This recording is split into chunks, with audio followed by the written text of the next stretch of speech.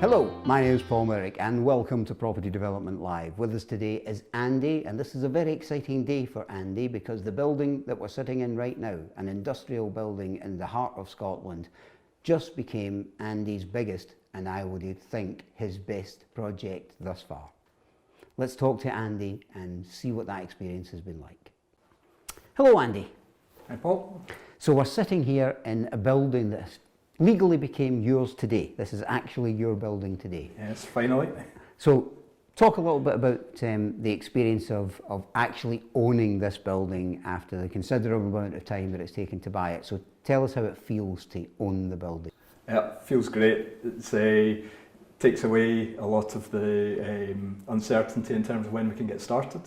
So already been in today, seeing lots of value in the building that we can look to sell on, seeing what needs stripped out so we can get it back to a bare shell to get started with the downtakings. So just great to get started. Fantastic. So tell me about the legal experience of buying a commercial building in comparison to, say, buying a two-bedroom buy-to-let. Yeah, it's been interesting. It's been challenging in terms of moving my understanding of the law on. So it's been good from that perspective, learning a bit more about splitting out titles, because your average two-bedroom has gone through this process a number of times before. So most of the issues are ironed out, so it's a lot more straightforward. There seemed to be a lot more interpretation, challenge, and so yeah, it's been an interesting experience and a lot longer than I expected. So legally the process has been longer than you would expect it to be. Yeah. How long has the process taken in total? So I think it was May last year. It was the first time that solicitors got in touch, and then it's, well, where are we now? We're in June the following year, so it's taken the guts of a year to get to the point where I'm actually legal owner of the building. And I think that's a great thing for people to learn, the comparison between buying a commercial development or a commercial site at all and buying, you know, the average house. Yep. It's a lot longer process. Has it been more expensive than it would normally cost you to buy a property? Yes, so I think because of the uncertainty, I couldn't get a solicitor to commit to a price, so it was just billable hours that were coming in. So you very quickly have to manage that, but the bill was considerably more than I was expecting. And the learning from that, do you think? I think I need to educate myself a bit more in the law and the processes involved, so I can challenge back a bit more. I was, I suppose, led by the solicitor, whereas if I knew a bit more myself, then I wouldn't have to do that. And I think it is one of the things, if you're going to be a serious long-term developer, is, you know, there's many things you have to learn as a developer, yeah. And my 25 years experience tells me, but one of them is you have to become almost a paralegal. You have to understand the legal paperwork and the legal process, yeah. As well, if not better than some solicitors. Would you agree with that now? I would now, yeah. Yes, so I wouldn't say it's my area I'm most interested in, so I'm really going to have to push myself to get a better understanding. I think it's interesting that this is a commercial building, and it gives lots of opportunities in the ways that you can buy a commercial building as opposed to a residential property. So have you learned a great deal about that? Yes, so I set up my SSAS last year for my consulting company that I run, and I was really keen to start using the SSAS, or certainly half of my SSAS pot, for commercial development. And so what I've done, rather than buy it within the SSAS, I'm actually going to be doing a loan back to my sponsoring company so that I can get the funds to do the development. And I think SSASs are a very useful way, if people have a reasonable sized pension pot, to buy property, particularly commercial property. Yeah. But what you have done is even more interesting. So maybe if you could break that down for people, the way you were originally going to do it and how you thought you would do it that way, but actually as you learned the process, if you like, you discovered that there was a better way to do it. If you could break that down, I think that'd be really useful. Yes, so certainly to start with, the reason I set up my SSAS was because I wanted to do commercial development, and so having the option to buy the commercial building within the SSAS was there. It was a lot more under my control than within a SIP, so that was another reason that I was really keen on it.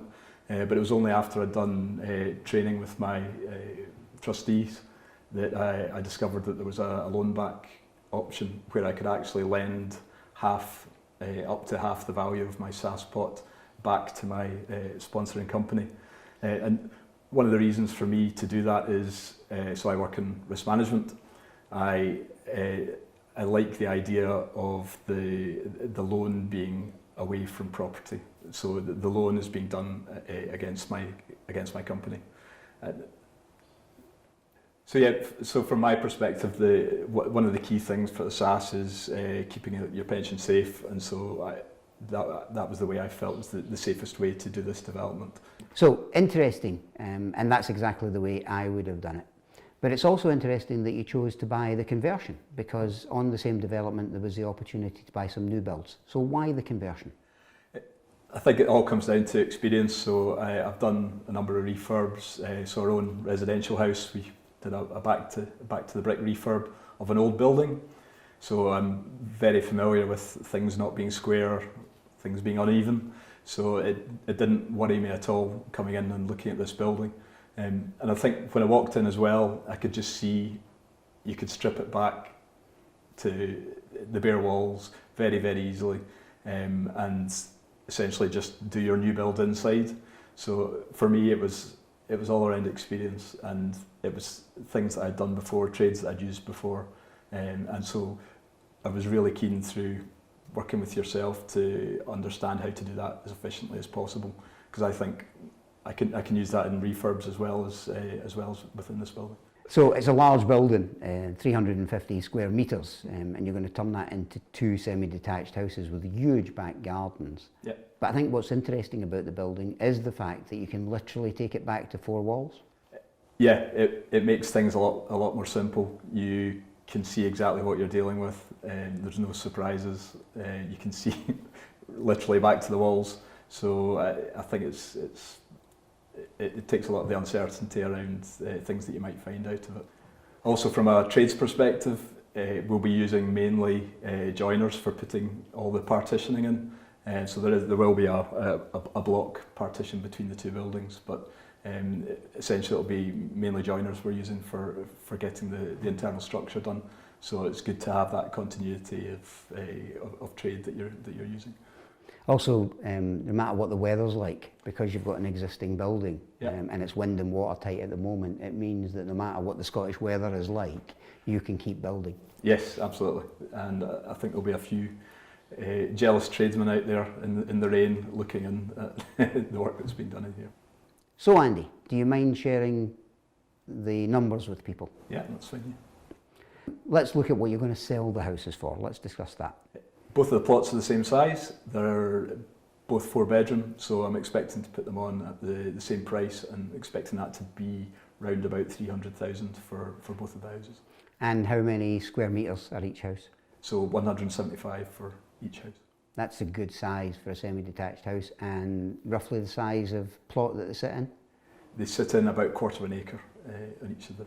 So that's a really big house on a really large plot. Yeah, and the beauty of it is, so certainly in plot 3, you'll have almost that same square footage again as a potential development upstairs if the end user ends up wanting to do that. But what you're saying is the potential for the buyer, yeah, the end user, is that they could build out another 175 square metres. Yeah, absolutely, and there's loads of room up there. That's an amazing offer, I think, for any purchaser. Yeah. So how much do you expect to make out of each house? So the plots were 75,000. We've put 15,000 in for each plot to remediate the site, and we're expecting to spend round about 90,000 on each of the houses. So that gives a total of about 180 for each house. Yes. So what do you think the sales price is going to be? 300,000 for each of the plots. And what's the costs involved thus far? So we've 75,000 for the plot, we've put 15,000 in for the remediation of the site, and round about 90,000 for each of the builds. So giving us around about 180,000. So with the 300,000 sale price, I'd be happy with 100,000 after all the fees have come into. So that sounds about right. So you've got a top line profit about 120, Yep. but minus your fees, you think you'll be round about the 100. Yes. And that's in each house. And that's in each house, yes. So that's a £200,000 profit. Yes. So let's talk about timescales then. How long do you think that's going to take you? Looking, so where are we now? We are in almost in July. Really be hoping I'll be handing keys over in end of Q1 next year, so end of March. So that's a reasonable timescale to make £200,000 in. Yes, absolutely. But I have had my year of legal. Yes, and that's worth pointing out to people, Yes. that to buy a commercial property takes longer and is more expensive than you think it's going to be. Yes, and it's making me think a lot about my pipeline for my next project as well. When should I actually start having those conversations? And that's a great question. So- When should you start having those conversations? Probably now, if it takes a year to get things across the line. So what are you most excited about? I think the most exciting thing for me will just be watching the transformation from essentially an empty warehouse into a luxurious 4-bedroom family home that we can sell on. And in terms of marketing, are you going to do the marketing yourself? Are you going to hand that over to an agent? What's the plan there? I think that the best person to talk about the site is myself, so I'm diving in with both feet, doing the marketing myself. I would 100% agree about that. Nobody's going to know this house like you do. Yeah, no, absolutely. Well, even from building the model, that's the starting point for me of getting to know the house, so it's been great. So final question. You've been working now almost a year because of the legals with Property Development Live. Mm-hmm. Tell me about that experience. I think for me, this is the ultimate experience of how you maximise your profit from a property development. I think I may find myself not quite at that end of the spectrum, but most definitely not at the other end of the spectrum where I may turn up on site once a month and see how things are going. I think through this experience I'll find the things that work for me and the things that I don't think work for me. So you can see from the profit that we're looking to make from this project that it's most definitely the most efficient way of building property. And working as a team with the other developers? Yes, absolutely. So I'd not met the guys. Certainly 6 months ago, I hadn't met the guys. So it's great that we've got a similar outlook. We want to achieve similar things. So no, they're a good bunch of guys to work with. Fantastic. Listen, Andy, thank you for coming along. Thank you for sharing the building with us. Thank you for doing the interview. I'm sure we're going to be interviewing you many times again over the course of the next 5-6 months. It's been great speaking to you today. Please join us on Property Development Live on a regular basis. You'll find us on the YouTube channel. You'll find us on the Facebook group. And now there's a podcast as well. My name's Paul Merrick. This is Property Development Live.